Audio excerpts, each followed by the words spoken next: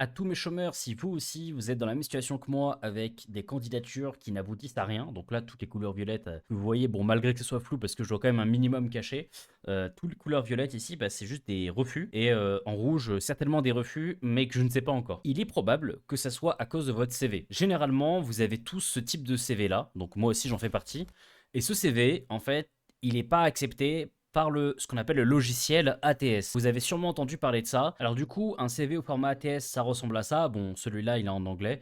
Vous voyez que c'est pas très beau. En vrai, ça a l'air un peu contre-intuitif, mais c'est typiquement le genre de CV que vous devez avoir si vous voulez passer cette étape de l'algorithme. Donc vous avez ce template-là, et vous avez un petit peu celui-là qui est un peu plus linéaire. Les deux, ils passent. On pourrait aller sur OpenOffice, LibreOffice, Word, bref, je citais tous les logiciels éditeurs de texte, et on pourrait essayer de le faire. Moi, personnellement, je suis pas très bon en design. Par exemple, si moi je dois faire donc là un titre ici, donc AI Resume Maker, et à droite je dois mettre 2024-2024, ça je peux le faire. Mais en dessous, est-ce que je vais réussir à faire la même chose bien linéaire, tout ça? Ça va être chiant. Je vous le dis, ça va être chiant, c'est relou. Et c'est pour ça que ce gars, donc je pense que c'est lui, hein, Zaïd Adil, donc ce gars, ce développeur-là, a créé en fait un logiciel qui permet, enfin un site web, on va dire, un logiciel comme vous voulez, qui permet d'éditer tout ça en temps réel. Donc là, j'avais déjà fait un test, j'avais mis salut YouTube, en plus je m'étais raté, j'ai mal écrit. Mais par exemple, là, si j'écris salut YouTube, j'apprends à faire un CV au format ATS, vous voyez qu'en temps réel, en fait, c'est en train de s'éditer. Et ce qui permet pour vous de réaliser en fait votre CV. Donc là, je vous en montre un peu plus. Vous avez le côté donc formation. Vous pouvez donc rentrer le nom de l'université, ce que vous avez fait là-bas, la durée, et vous pouvez rajouter en fait des éléments comme ça. Donc pareil, si vous choisissez de faire l'autre type de CV, bah ça s'adapte. Voilà. Et pareil pour le reste. Donc en fait, c'est un système de drag and drop. Regardez, on peut même le bouger comme ça dans ce sens-là. Et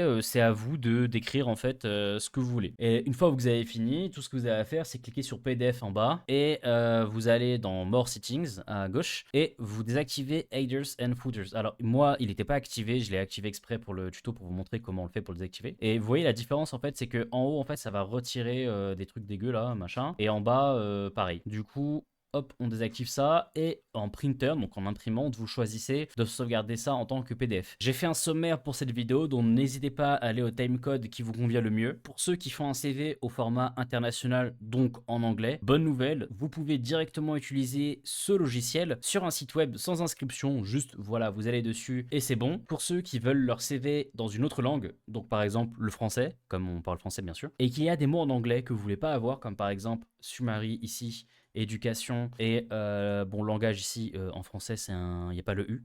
Certification, vous voulez remplacer par autre chose, et ben vous pouvez pas le modifier. Bon, les autres trucs, vous pouvez regarder, il y a un champ qui permet, enfin ici, de toute façon, c'est pas ici qu'on le change, mais ici par exemple, project, on peut le modifier, work experience, on peut le modifier, là on peut, mais en fait, je sais pas pourquoi, on peut pas le modifier en fait comme ça sur le site. Donc vous êtes obligé d'installer le programme et d'aller dans des lignes de code. Donc vous inquiétez pas, moi je vais vous montrer comment faire. J'ai cherché pendant quelques minutes tout à l'heure. Bon, c'était pas très compliqué, mais c'est pas non plus facile. Et j'ai trouvé comment faire pour pouvoir modifier tout ça. En plus, quand vous le modifiez, bah, vous le modifiez qu'une fois, et après ce sera tout le temps comme ça. Mais pour le coup, vous allez devoir suivre toute la vidéo, malheureusement. Alors pour l'installation, c'est assez simple. Moi, je vous montre le processus pour Windows. Normalement, c'est le même pour Mac et Linux. Vous devez dans un premier temps installer Git. Pour ça, vous cliquez sur le lien qui est dans la description, vous allez sur le site de Git et vous cliquez sur Windows. Vous allez dans Standalone Installer ici et vous prenez la version 64 bits. Une fois que c'est fait, vous faites l'installation, donc vous faites Next, Next, Next. En fait, vous n'avez rien à faire pour l'instant. Next, encore next, encore, encore, encore, encore, encore, encore. Et c'est bon. Et ensuite, on installe. Il vous demande de redémarrer l'ordinateur. Moi, personnellement, je mets non. Si jamais vous voyez qu'il y a un problème, faites-le plus tard dans le tuto. Mais en réalité, vous n'avez pas besoin pour ce qu'on va faire aujourd'hui. Ensuite, on va installer Node.js. En fait, on a besoin du NPM. Et ça s'installe avec Node.js. Vous allez sur le site. Pareil, le lien dans la description. Pour l'installer, on fait Next. Moi, je l'ai déjà. Donc, pour le coup, je sais pas quoi marquer. Je pense que je vais marquer Change. Voilà, du coup, normalement, vous voyez ça devant vous.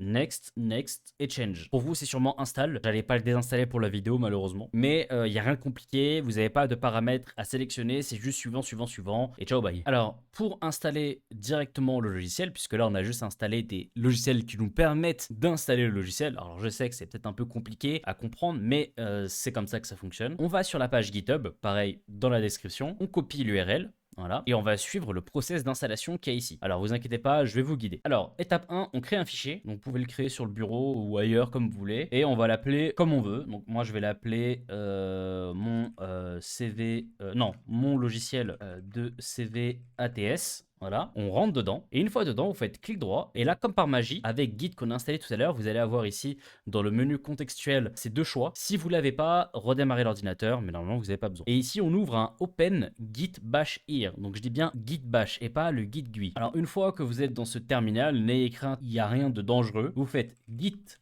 clone coller et là en fait vous avez le lien qu'on a copié tout à l'heure. Regardez bien comment je l'ai écrit. Encore une fois, les commandes je les mets dans la description, mais c'est pas trop compliqué, donc écrivez-le à la main, c'est peut-être mieux, hein. Et là vous faites entrer.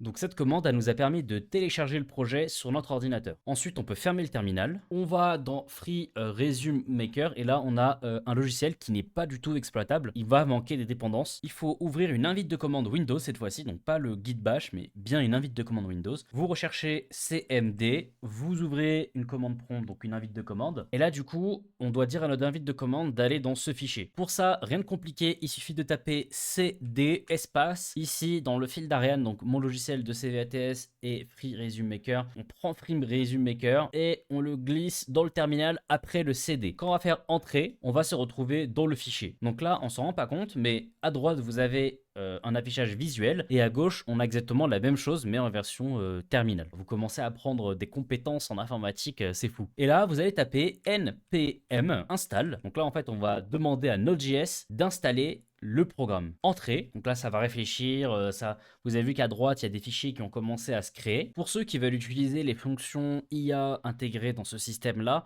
vous pouvez générer une clé API sur Gemini et le setup dans le logiciel. Pour cela, il suffit d'aller dans le lien dans la description, vous vous connectez avec votre compte Google et une fois que vous êtes sur la même page que moi, vous faites créer une clé API. Là, on nous demande de rechercher des projets dans Google Cloud. On sélectionne Gemini API et on fait créer une clé API dans un projet existant. Cette clé, c'est privé, ne la partagez avec personne, c'est pour ça qu'elle est floutée. Vous faites copier et une fois que vous l'avez copié, vous allez ici et en fait, on doit ouvrir ce fichier et coller la clé dedans. Donc pour l'ouvrir, comme c'est un exemple file, vous devez faire clic droit, ouvrir avec, et là vous décochez toujours ouvrir avec machin. Et là, vous faites plus d'applications ou more apps. Bon, moi, du coup, il est en anglais, mais bref, vous avez compris. Et là, vous cherchez un éditeur de texte. Donc, pour vous prouver que ça fonctionne avec Notepad et pas d'autres programmes, bah je vais choisir Notepad pour vous, donc l'éditeur de texte. Et là, en fait, on a la clé API par défaut qui est déjà écrite. En fait, c'est juste pour vous montrer que c'est ici qu'il faut la coller. Donc, on la supprime. Après le égal, il n'y a plus rien. Et là, on colle notre clé et ça devrait ressembler à ça. Donc, toujours elle est floutée malheureusement parce que je pourrais pas vous la partager. On arrive à la fin, vous inquiétez pas. Là, on va exécuter le programme. Alors, pour exécuter un programme comme ça, il faut taper npm run dev. Donc là, le programme s'est lancé, juste pour que vous puissiez comprendre. Un programme comme ça, c'est pas un logiciel qui se lance comme ça devant vous. C'est à vous en fait d'aller sur une page web. Et la page web en question, elle est là. Donc c'est localhost 2.3000. Donc on ouvre une page web et ici vous tapez localhost 2.3000. Entrée. Tada, on arrive sur le logiciel. En fait, c'est un logiciel qui s'exécute en arrière-plan comme une sorte de serveur et vous devez vous y connecter comme un site web pour que vous puissiez un peu comprendre le système. Et là, c'est bon, on peut commencer à créer son CV. Vous cliquez sur Create Resume, donc ça prend un peu de temps. Vous avez vu que j'ai cliqué, ça a pris un peu de temps pour charger. Pour éviter des problèmes, désactivez votre bloqueur de publicité sur la page. Alors, pour pouvoir avoir la beauté qui est à ma gauche de code là qui est ici, il faut installer un programme. Donc, soit vous installez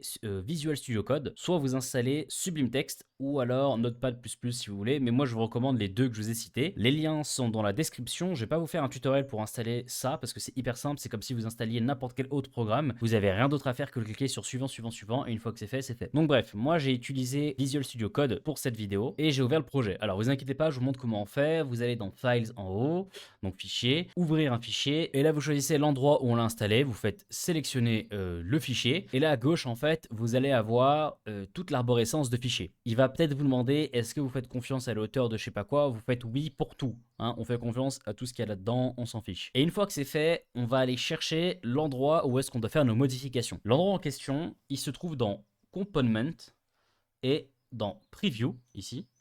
Et ensuite, on va ouvrir Preview, qui est là. Pour avoir une facilité de travail, moi personnellement, je le mets à gauche comme ça et je retire ce qu'il y a donc l'arborescence puisqu'on va pas s'en servir. Nous, on veut modifier, donc comme vous avez vu, summary, éducation et langage et peut-être certification. Alors pour retrouver justement summary là-dedans et pour pouvoir le modifier, eh ben, il n'y en a pas d'autre choix que de faire une recherche. Et pour cette recherche, il faut faire CTRL F et ça nous ouvre, donc là j'avais déjà fait en amont, ça nous ouvre en fait une petite fonction de recherche. D'ailleurs, petit fact, le CTRL F, il fonctionne à peu près partout. Si vous cherchez des mots-clés, par exemple sur une page web, vous faites CTRL F et vous pouvez trouver des mots-clés. Donc beaucoup connaissent ça, mais beaucoup ne connaissent pas non plus. Donc voilà, si jamais vous ne connaissez pas, vous pouvez me marquer dans les commentaires, comme quoi je vous ai appris quelque chose. Et là, vous allez écrire ce qu'on veut modifier. Donc on veut modifier summary, donc S-U-M-M-A-R-Y. Écrivez bien le S majuscule parce qu'ici il y en a un qui est en majuscule. Et là, vous cliquez ici sur Match Case. Ce qui fait qu'on a un résultat sur un, il est ici. Donc on va le modifier tout de suite. Donc summary en anglais, c'est, enfin pour nous la traduction ce serait genre sommaire. En vrai, ça serait plus profil normalement qu'on devrait mettre. Et là vous faites profil, CTRL S qui permet d'enregistrer. Et là vous avez vu que ça l'a modifié directement. On n'a rien eu besoin de faire, ça l'a modifié. Pas besoin de redémarrer le programme ou quoi. Voilà, donc on l'a modifié. Donc ça, voilà, on est content. Éducation, on va le remplacer par formation. Il est juste en dessous en fait. On cherche à modifier langage et certification encore. Bon, certification, peut-être qu'on va le laisser, mais langage, on peut peut-être chercher à le modifier. Pareil, langage, ici, dans la fonction recherche, vous écrivez langage avec le U, le E et le S, et on va le trouver, il est juste là. Donc langage, on retire le U. Personnellement, hein, ça c'est mon avis, et je sais que ça n'a rien à faire là, mais pour moi, le U, il est largement plus lisible et plus beau dans le mot langage que pas de U. Là, c'est trop bizarre. On a l'impression que c'est un autre mot. Enfin, c'est pas, on dirait qu'il y a une faute. Donc bref, pareil, CTRL S et on voit que ici, ça a été enregistré. Et on descend encore. Est-ce qu'on a certification? Non, on l'a pas. Donc là, pareil, certification, on le cherche. Certification avec un S toujours. Et on voit qu'il est juste là. Et bon, moi pour le, je sais pas qu'est-ce que je vais marquer à la place. Moi, en vrai, certification, je vais le laisser pour moi, mais pour vous montrer que ça fonctionne, j'efface deux lettres, je fais CTRL S et regardez, bam, ça a disparu. Donc je vais juste le remettre rapidement. Voilà.